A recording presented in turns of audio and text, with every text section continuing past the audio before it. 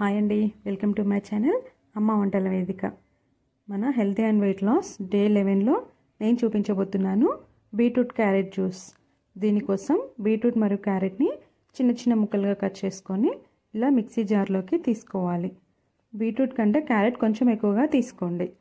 తర్వాత దీనంతటిని మెత్తగా మిక్సీ చేసుకోవాలి. ఇలా మధ్య మధ్యలో కొంచెం వాటర్ యాడ్ చేసుకుంటూ మొత్తాన్ని కూడా ఈ వీడియోలో చూపిస్తున్న విధంగా బ్లెండ్ చేసుకోండి. తర్వాత దీనంతటిని కూడా వడగట్టుకోవాలి. మీరు ఫైబర్ కోసం డైరెక్ట్గా ఇలా కూడా తీసుకోవచ్చు. ఇక్కడ నేను క్లియర్ జ్యూస్ కోసం దీన్ని వడగడుతున్నాను.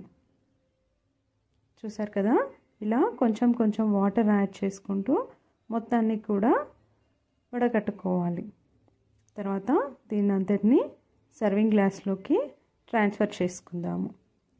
ఈ జ్యూస్లోకి మీరు కావాలంటే టొమాటో కానీ, యాపిల్ కానీ, కీరా కానీ, ఆరెంజ్ కానీ ఏదైనా యాడ్ చేసుకోవచ్చు. తర్వాత దీనిలోనికి సగం నిమ్మకాయ జ్యూస్ తీసుకోవాలి. తర్వాత 1 స్పూన్ తేనె యాడ్ చేసుకుంటే మన బీట్రూట్ జ్యూస్ రెడీ అయిపోతుంది. చూసారు కదా, చాలా సింపుల్ అండ్ క్విక్గా బీట్రూట్ జ్యూస్ ఎలా తయారు చేసుకోవాలో.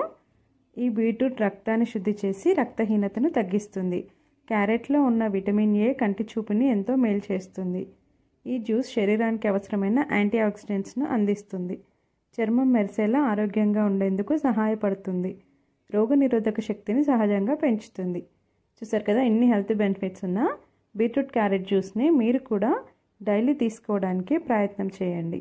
ఇది ఆరోగ్యానికి కూడా చాలా మంచిది.